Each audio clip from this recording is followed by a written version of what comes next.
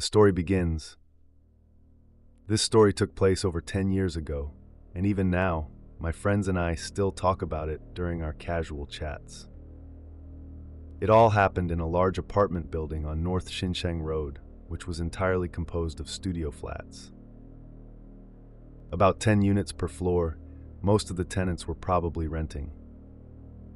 My landlord held keys to several apartments in that building.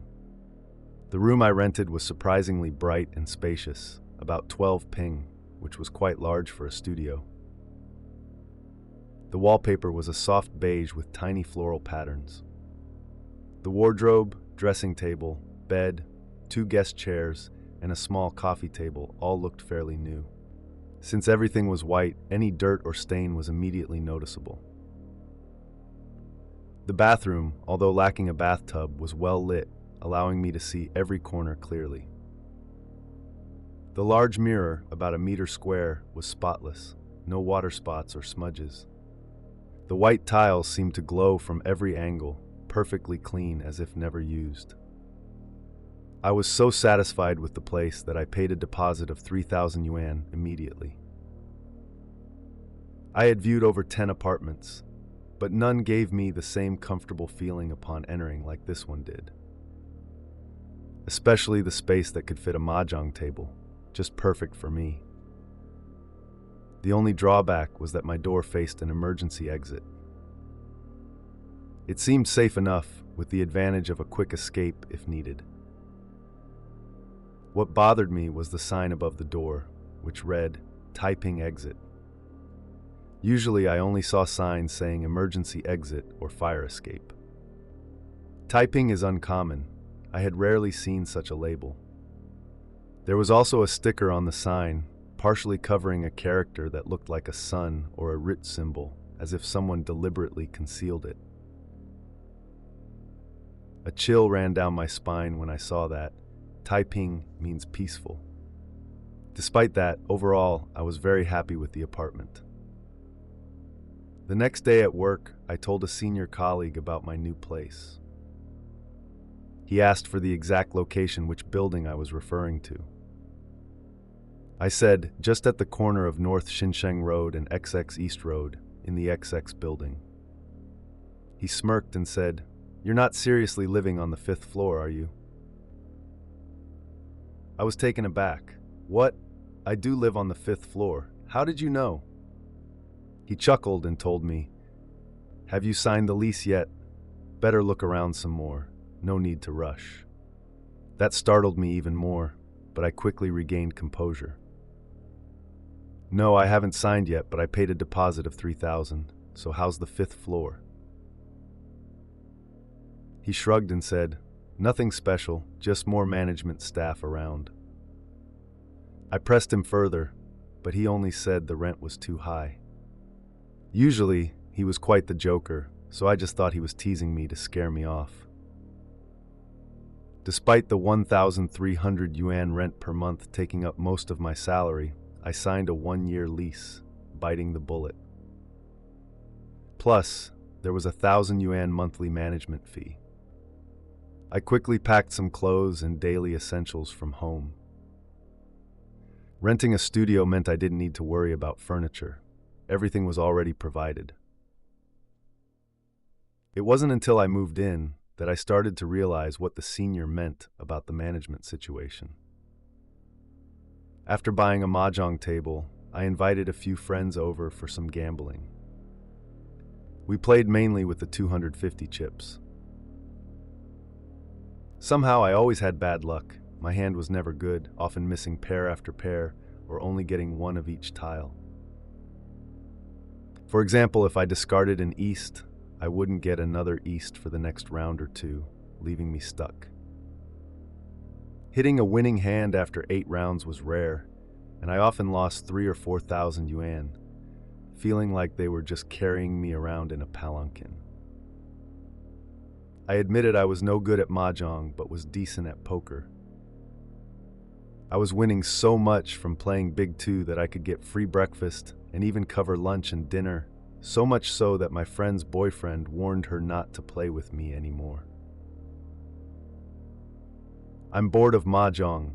Let's switch to Big Two, I begged, secretly planning to win back all I lost and then some.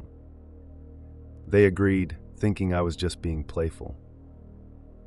But how could I lose over 2,000 yuan on a single hand of Big Two with just 10 yuan cards? That's with 4 players, each holding 13 cards.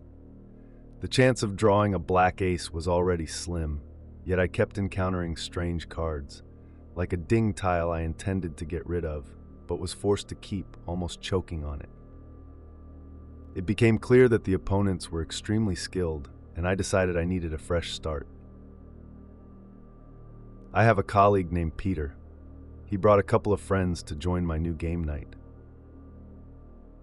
When they arrived at the building entrance, I went down to meet them. The girl looked around and asked, "Do you live here?" as she stepped into the lobby. I nodded. "Yes, just moved in recently." As we headed to the elevator, I noticed a flicker of hesitation in her eyes as she glanced around. Maybe she was curious about her new environment, I thought. After some small talk, we started our game of mahjong. In just one round, I drew a self-picked tile, and surprisingly, I won twice in a row. I felt confident. Perhaps my luck was turning. But as soon as the game was underway, Peter's friend suddenly announced she had to leave. "Sorry, I suddenly feel unwell and need to go home," she said, clearly pale and sweating on her forehead. I was annoyed. Why leave right after starting? She had just sat down, and she had already lost 3 times, with me self-drawing and winning every round. Still, I kindly saw them off and watched them take the elevator down.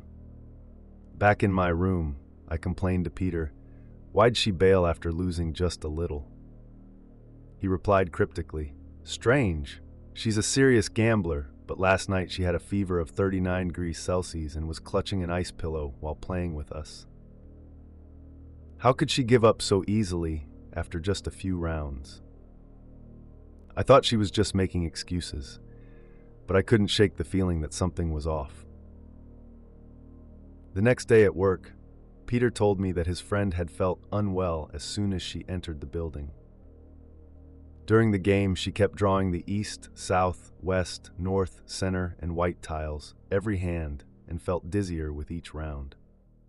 By the end, she was really distressed and decided to leave early. She even apologized, saying she wanted to play again another day at her place. I started to believe there was some kind of lucky or unlucky position on the table, perhaps a power seat. At home, my life was becoming increasingly chaotic. With no adults around, I often stayed up all night, hosting friends, sometimes playing cards, sometimes drinking and chatting. Late at night, someone always went out to buy snacks, usually a guy, for safety's sake. 2 of them often volunteered, bringing back chips and drinks.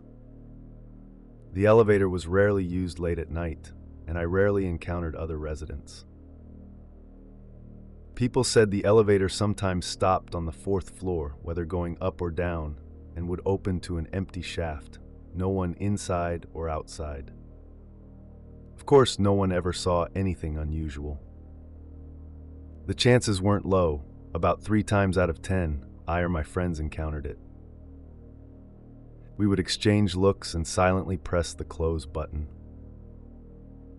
Elevator malfunctions weren't uncommon here, but it was strange that they only happened at night, never during the day. Eventually, I started feeling mentally exhausted. I needed more sleep each day, and I kept dozing off at work. I even experienced sleep paralysis for the first time in my life. As usual, I was paralyzed but fully aware, so much so that I remembered to curse loudly in my mind. I wondered if it was effective. Perhaps swearing really did help. I found that cursing big time was surprisingly relieving, even during paralysis. Of course, I couldn't speak during those episodes, only curse silently. Over time, the frequency increased, up to 3 times in a week, just before I moved out. Sometimes I'd see a shadow above my head during these episodes, like someone sitting there watching me with the feeling that they were sitting on my bed and looking down at me. My eyes were closed, but I knew they were there. I had a boyfriend who held the key to my apartment. We agreed he couldn't just come over without calling first. One night, I was half asleep and received a call from him saying he was coming over. After hanging up, I drifted into a semi-conscious state. I sensed him approaching, his footsteps soft and deliberate, coming closer to my bed. Suddenly, I felt the mattress sink beside me, and I felt him watching me. I wanted to scare him, so I sat up abruptly and hugged him tightly, but I grabbed nothing. I opened my eyes, only to see a dim yellowish light, and before I could react, I heard the familiar sound of my boyfriend unlocking the door. Was it a dream? Yet that sinking feeling in my bed felt all too real. The bathroom layout was simple: a sink on the right, a toilet next to it, and on the left, the shower stall. One time, my boyfriend, drunk, took a shower and later told me he saw an old man crouching in the corner of the bathroom mirror. Terrified, he pretended not to see. He just washed his hair again and kept quiet. I thought he was just drunk and didn't mention it. Later, a female friend, Mia, visited and used the bathroom. She told me she saw a girl crouching in the corner of the mirror. She turned around, looked again, and of course, nothing was there. I always wondered who really inhabited that bathroom.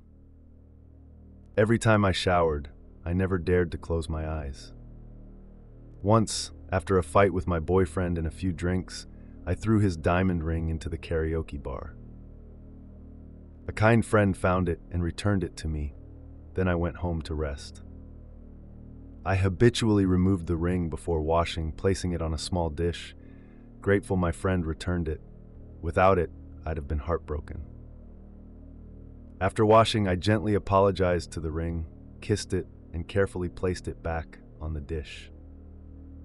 Every morning, I put the ring on again as I started my day, but one day when I reached for the dish, the ring was gone, completely missing. It wasn't in the sink, on the floor, or on the dressing table.